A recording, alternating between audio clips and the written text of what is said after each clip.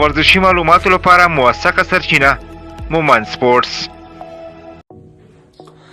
د مومن سپورتس یوټیوب چینل بینوالو السلام علیکم. ستاسو کوربه ستاسو دوست ابراهیم مومند یو ځل بیا له یوې بلې ویډیو سره او خبر سره معلوماتو سره چې د افغانستان د کرکټ په اړه دي ستاسو خدمت ته راغلی یم. په دې هیله چې روغ جوړ خوشحاله اوسئ. یو ریکوست دی که تر اوسه مومن سپورتس یوټیوب چینل سبسکرایب کړی نه وي سبسکرایب یې کړئ او هم یې له نورو ملګرو سره شریک کړئ تر څو زیات نه زیات زموږ ویډیوګانې تر ملګرو ورسیږي او معلومات ترلاسه کړي. خبر داسې دی چې د افغانستان یو شمیر لوبغاړي چې ملي لوبغاړي هم پکې شامل دي، ټیسټ لوبغاړي، شل ورځې لوبغاړي، 50 ورځې لوبغاړي او ډومېسټک ټاپ لوبغاړي انډر 19 لوبغاړي دوی انګلستان ته تللي دي. د انګلستان په کورني کرکټ کې کلبونو ورسره تړونونه کړي دي، کوم تړون چې پخوا کې د ابراهیم ځدران سره شوی او نور افغان لوبغاړي هلته تللي وو. اوس دغه سلسله په پرمختګ کې ده، وړاندې روانه ده او د افغانستان د کرکټ څخه یو شمیر نور لوبغاړي هم چې په ډومېسټک کې ښه ځلېدلي وو او بېلابېل ډیولونو کې د افغانستان نمایندګي کړې ده، هغوی هم انګلستان ته رسېدلي دي او د بېلابېلو کلبونو سره یې لوبې پیل کړي دي په دې هیله چې ښه وځلېږي. دا لوبغاړي څوک دي؟ کوم لوبغاړي پاتې دي اجازه ورنکړه کرکټ بورډ، دمکي یا اختارونه کرکټ بورډ ورکړي وو؟ دغه معلومات چې موږ د انګلستان کې له یو شمېر لوبغاړو سره د خبرو وروسته ترلاسه کړي دي. د دې معلوماتو پوره دقت موږ نشو کولی چې دقیق دی او که نه په دې اړه باندې کرکټ بورډ ښه معلومات ورکولی شي، خو زموږ چې څومره معلومات دي هغه دا دي چې ضیاء الحق پرواني چې زمونږ او ستاسې د ډومېسټک یا کورني کرکټ تکړه لوبغاړی دی، هغه هم دغه سیالۍ ورته غوښتل شوی دی او اوس په انګلستان کې په لوبو باندې بوخت دی. ټیسټ کرکټر منیر کاکړ چې همیش په ډومېسټک کرکټ کې د نوم راځي، ډېر زیات رنزونه کوي، ډېر زیات ښه ځلېږي، ښه ایورېج سره د افغانستان په ډومېسټک کې خاص کر په فرست کلاس کې لوبېدلی دی. ناصر عمر چې دا هم د افغانستان د ډومېسټک یو بهترینه لوبغاړی شمیرل کېږي، ترڅنګ ټیسټ کرکټر او د 19 کلنې لوبډلې پخوانی کپتان چې 2014 کال کې د افغانستان 19 کلنې کرکټ ملي لوبډلې کپتاني هم کړې ده. ناصر جمال دا هم انګلستان ته تللی دی. یونس احمدزی چې د ډومېسټک ټاپ او میډل آرډر بیټسمین دی هغه هم تللی دی. وقار سلام خیل چې افغانستان دپاره چینمین ټیسټ سیالۍ کې هم لوبه کړې ده او د په اړه ویل کېږي چې دا هم په انګلستان کې دی او انګلستان کې په لوبو باندې بوخت دی. د یو ښه آلراونډر د افغانستان په ډومېسټک کرکټ کې انډر 19 ورلډ کپ هم د لوبېلی دی 2013 کال کې په نیوزیلند کې. طارق ستانکزی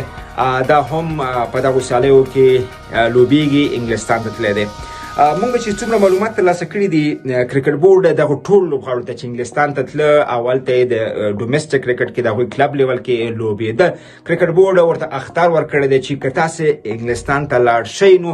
دلته چې موږ سره کوم معاشونه لرئ، کوم تنخواوې لرئ، کوم کنټرکټ لرئ، هغه به تاسې له لاسه ورکړئ، د دې څخه به لاس وینځئ. البته دغه معلومات چې موږ له لوبغاړو څخه ترلاسه کړي دي. د دې ویرې څخه یو شمېر لوبغاړو اجازه ترلاسه نه کړه او دوی ونه ګڼله چې دوی باید دا کار وکړي، د کرکټ بورډ خلاف لاړ شي. په هغې کې بهیر شاه محبوب چې اوس تاسو ګورئ چې په زرغون جام سیالیو کې اخیستل شوی دی، زبید اکبري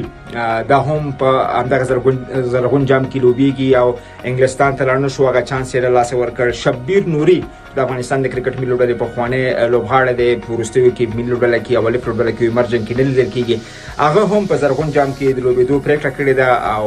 د انګلستان ته د تګ څخه یې انکار کړی دی. شاهد کمال د ده په اړه هم ویل کېږي چې دا هم انګلستان ته غوښتل شوی و چې یو کلب سره ولوبېږي، خو نوموړي هم د نه تګ پرېکړه کړې ده او اوس په زرغون جام کې لوبېږي او د دې ویرې له کبله داسې نه چې دوی ته دغه خپل ډومېسټک کرکټ اهمیت ډېر لري او ته اهمیت نه لري، بلکې دوی هغه چانس د دې وجې نه له لاسه ورکړ چې خدای نخواسته کرکټ بورډ کې چې کومې مشکلات دي او کومې عقدې دي او کوم د پالیسیو خلاف چې وخت نه وخت د لوبغاړو خلاف هغه پالیسي استعمالېږي نو دوی په دې ویره کې چې ښایي په ملي لوبډله کې او په ډومېسټک کرکټ کې معاشونه لوبې دا هر څه به له لاسه ورکړي نو دوی انګلستان ته له تلو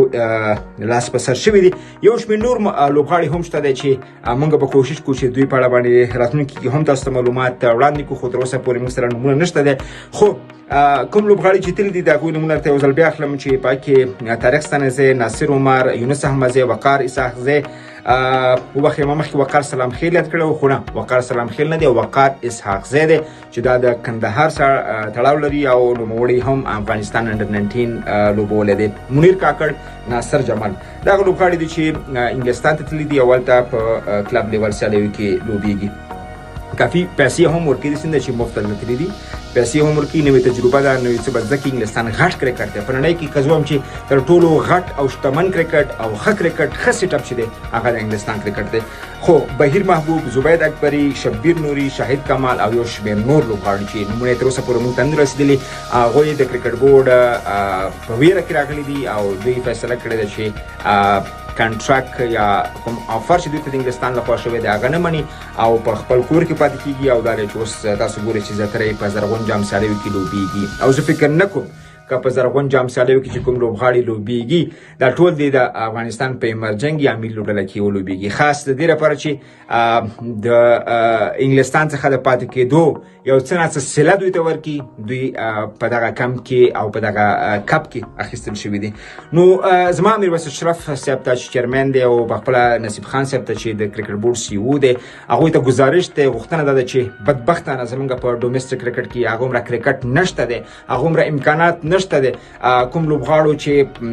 دغه خپل ژوند او کیریر کرکټ ته وقف کړی دی د افغانستان کرکټ ته وقف کړی دی بدبختانه موږ ورکړی شو چې هغه خپل ډومېسټک یا کورنی کرکټ شتمن کو ډېر کرکټ ولرو تر څو زموږ لوبغاړي فاینانشلی یا مالي لحاظ باندې سټیبل شي او خودکفا شي نو کم تر کمه چې دوی ته کوم ځای کې فرصتونه چانسونه برابرېږي د دوی مخه هم ونیسئ څرنګه چې د نبي ساخیل راشد خان ارمان موجب زدران قیس احمد د نورو لوبغاړو مخه تاسې نشئ نیوئ او نه یې نیسئ همدغسې کوشش دا وکړئ چې هغوی ملي لوبډلې سیالۍ اسکیپ کړي دي دغه راز دوی د ملي لوبډلې تمریناتي کمپونو څخه تېر شوي دي دغسې تاسو هم کم تر کمه دغه ډومېسټک لوبغاړي چې کوم دي دوی په ډېر امید او هیلو او ارمانونو سره دغه خپل کرکټ پیل کړی دی او ډېر کلونه عمر یې په دې کې لګولی دی دوی مه مجبوروي چې څوک غلط قدم واخلي بلکې دغسې فرصتونه او چانسونه که دوی ته برابرېږي تاسو کوشش وکړئ چې هغوی سره په دغه فرصتونو کې لا کوشش وکړئ لا محنت وکړئ لا ورته ډېر اسانتیاوې برابرې کړئ ځکه تاسو پخپله نه دغسې ټورنمنټونه برابرولی شئ نه دوی ته دومره معاشونه ورکولی چې تاسو په 15,000 افغانۍ باندې یو ډومېسټک کرکټر نشي کولی چې خپله یوه میاشت تېره کړي ځکه په 15,000 افغانۍ باندې دوی یو جوړ بوټ نه کېږي په 50,000 او په 40,000 باندې دوی یو بیټ دوی اخلي نو تاسو مهرباني وکړئ تاسو مسلکي خلک یاستئ تاسو څخه ډېرې زیاتې تمې دي کوشش وکړئ چې نه یوازې کور دننه بلکې بهر هم افغان لوبغاړو ته د خپلو اصولو په مطابق کې داسې نه چې د اصولو څخه بهر لاړ شئ د خپلو اصولو مطابق او د اصولو په چوکاټ کې دوی ته د لوبو او سفرونو اسانتیاوې برابرې کړي لوبغاړو ته دمکیانې اختارونه مه ورکوئ چې که تاسو دا کار وکړئ که تاسو دغلته لاړ شئ تاسو سره به مونږ کنټراکټ لغوه کړو تاسو به معاشونه به مونږ تاسو باندې بند کړو او دغسې ورته بلکې دا هغه معلوماتو چې مونږ د لوبغاړو څخه ترلاسه کړي وو په دې هیله چې کرکټ بورډ په دې اړه باندې هم وضاحت ولري او کم تر کمه دغه لوبغاړو ته اطمینان ورکړي چې دوی په سړه سینه باندې دوی په خوشحالۍ باندې په انګلستان ډومېسټک کرکټ کې ولوبیږي او له زیاتو تجربو سره زیاتو مالي امکاناتو سره او ښه په خوشحاله زړه باندې بیرته وطن ته راشي او وطن کې هم ورته بیرته د پخوا په څېر باندې چانسونه برابر شي تر څو دوی ډومېسټک کرکټ وکړي او د ډومېسټک کرکټ له لارې دوی وکړی شي افغانستان کرکټ ملي لوبډلې استازیتوب وکړي نو دا هغه معلومات چې تاسو سره مو شریک کړل په دې هیله چې ویډیو او خبرونه مو معلومات مو خوښ شوي وي د ورته ویډیوګانو لپاره مومن سپورټس یوټیوب چینل سره اوسئ تر بیا مو په لوی بخښونکي خدای سپارم د الله په امان